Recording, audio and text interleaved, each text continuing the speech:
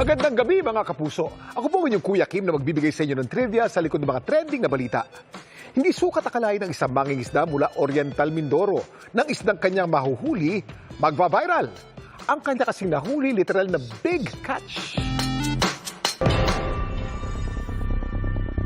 Marami ang nanlaki ang mga mata sa lumutang na litratong ito online. Ang isda kasing ito, di hamak na mas malaki pa sa katabi nitong tao. Ako'y biglang nagulat, di ko akalain na ganun kalaki. Ang nakahuli sa giant isda, naharap namin dito sa bayan ng Bansud sa Oriental Mindoro. Ang big catch ni Gilbert na isang blue marlin, nahuli niya raw noong pa palang Marso. Di na mataas, laki. Alas 10 ng gabi po, nung bumangga na po yung isda. Kala po namin ay kahoy na umabit lang. Pero habang lumalapit po yung aming lambat ay isda na po. Ay, grabe. Dahil sa laki at bigat ng isda, nahirapan daw silang iahon ito. Ang isda kasi nasa 430 kilos ang bigat. Diyan po kami nagtulong-tulong para may angat po yung malaking isda. Magkano naman kaya nila nabenta ang napakalaking blue marlin?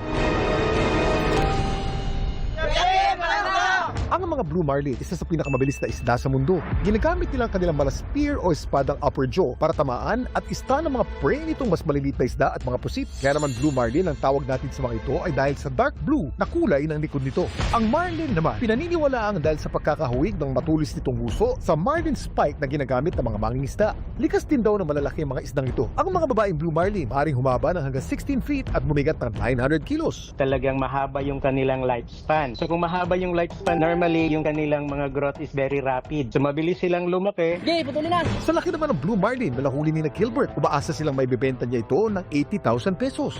Pero pagkarating daw nila sa palengke, nahirapan silang makahanap ng buyer nito. Nabugbog daw po, putla na ang isda. Kaya nagdesisyon daw silang ibenta na lang ito online sa bagsak presyong halaga. Naibenta na lang po namin doon sa 430 kilos ay mahigit 100 na lang po. Dada kilo, 50. 15K po naibenta doon sa isda. Nalungkot po talaga. Ni-speak ko na malaki din ang mababagi ko. Nadismaya man, umaasa si Gilbert na balang araw, makakahuli ulit siya ng gahiganting blue marlin na maaaring tumapat sa pinakamabigat na blue marlin na nahuli sa kasaysayan.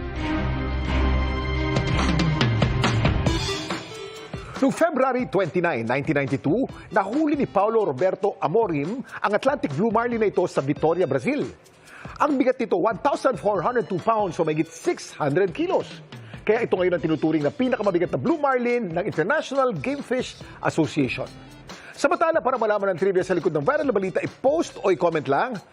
#Kuya Kim, ano na? Laging tandaan, kimportante ang may alam.